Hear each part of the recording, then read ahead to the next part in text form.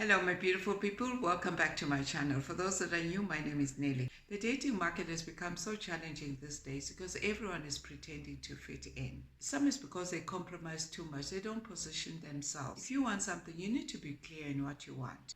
When you want to attract the right person, you need to position yourself to be in the right space. So when you're ready to date, to marry, you need to be in the right space in order for him to find you. Sometimes the right person will come and you are not in the right space at that moment. So make sure you're in the right space. Don't bring in someone to your life when you know exactly that you haven't healed. Otherwise, you'll be on a rebound.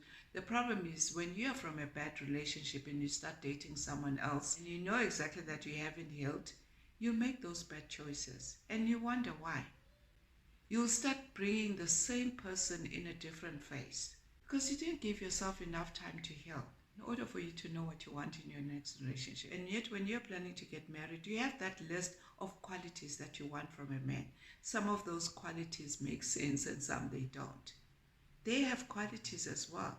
Maybe in that list you end up settling for less because you wanted to be in a relationship and you end up making bad choices, wrong choices, attracting the wrong quality of man. The problem is when you are dating or you're going for a date for the first time, you don't ask the right questions. Some of these questions, they need a little bit more time before you can get to ask them. Don't ask sensitive questions too soon, otherwise you'll scare him away. Remember, this is just a date and not an interview. Some dates don't even go past the second date because maybe sometimes you're just trying too hard and you end up messing up. I remember when I was young, I went on a date with this guy. He did most of the talking about himself, his car and his clothes. I was so bored and I knew that I was not going to go with this man for the second date.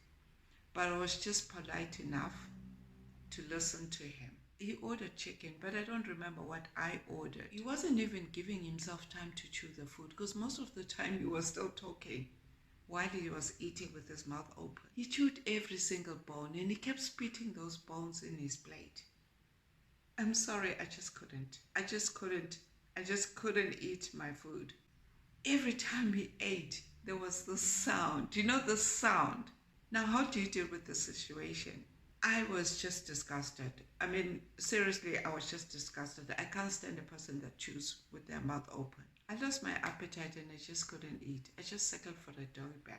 And he was asking me, aren't you eating? And I just lied to him and told him that I wasn't feeling okay. That was my blueprint.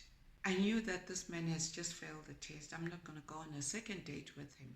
And I'm sure even men, when they go out on a date with you, they already make that decision that they're not going to invite you for a second date. Some people have got a teachable spirit, and I knew that this man doesn't have a teachable spirit because it was all about him, his lifestyle, his car. I mean, seriously, he was just too focused on himself. Maybe he was trying hard, but that put me off, unfortunately. Let people know the real you, not the filtered side of you. Don't go into a date with someone just because you want to be on a date. This is when you start attracting the wrong people in your life. Because most of the time, you're the one compromising. You have your own qualities. They have their own qualities that they are looking for as well. When you start dating, you need to have that discerning spirit to know what you want. Ask God about it as well, because God is the one that knows the beginning and the end. And yet, we are just seeing the beginning. We're always asking God for a godly man. And yet we're not asking God if this is a person that you want to date. Sometimes God may send you someone, but you're just not attracted to him. Maybe his dress code or the way he chews, or maybe he looks like a nerd. And the person that you're attracted to, that person that is on point with his dress code, every woman is attracted to that person. And you end up making the wrong choice. Because now you're dealing with a player, or maybe you're just dealing with the wrong person. I'm not saying every man that dresses nicely is a player, but maybe you're just dealing with the wrong person. Because the person that God chose for you, you didn't like that person. If God chooses someone for you and you just feel you don't like them, ask God to just change your heart. You'll be amazed how a little thing, you suddenly like it. You're much safer going for the person that is chosen by God than making the wrong choice. Choice that is going to be a lifetime choice and you can't get out of it because you made the wrong decision.